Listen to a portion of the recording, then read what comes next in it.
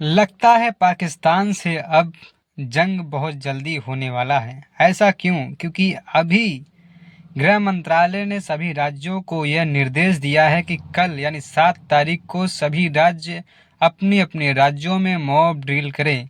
सभी नागरिकों को युद्ध के लिए तैयार किया जाए। जैसे कि मैं आपको बता दूं कि जब मॉब ड्रिल इसलिए कराया जाता है ताकि आप उस तैयारी को पहले से ही पुख्ता की जाए। और तैयारी इस तरह होनी चाहिए ताकि जब जंग के हालात में पाकिस्तानी या जंगी बेड़ा जो जहाज़ें हैं, जब कभी आसमान में उड़ते हुए आपको दिखें, तो उससे कैसे बचा जा सकता है और कैसे लड़ाई लड़ी जा सकती है, उसकी मॉक ड्रिल की जाएगी। और नागरिकों को उसको मेंटली और फिजिकली तैयार करना पड़ेगा, क्योंकि इसमें देश के नागरिकों को भी ये भी ध्यान रखना होगा कि आप जब कल 7 तारीख है, मॉब ड्रिल होगा।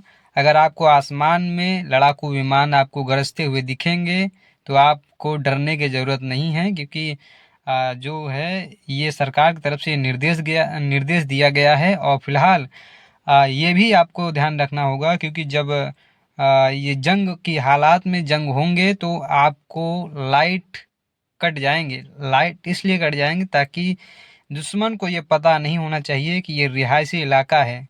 नहीं तो आप समझ सकते हैं, लाइट अगर वगैरह जलती रहेंगी तो इससे ये पता चल जाएगा दुश्मन को ये रिहायशी इलाका है और यहाँ से दुश्मन बम गिरा के चले जा सकते हैं।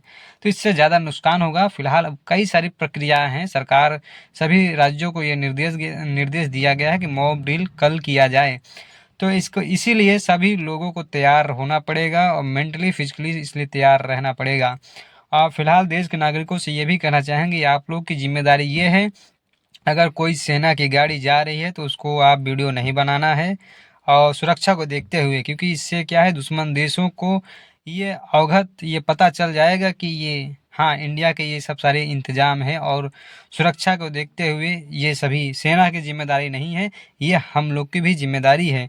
और आप सेना का भी सम्मान करें। और जो कल मॉब ड्रिल होगा उससे घबराने की ज़रूरत नहीं है, डरने की ज़रूरत नहीं है।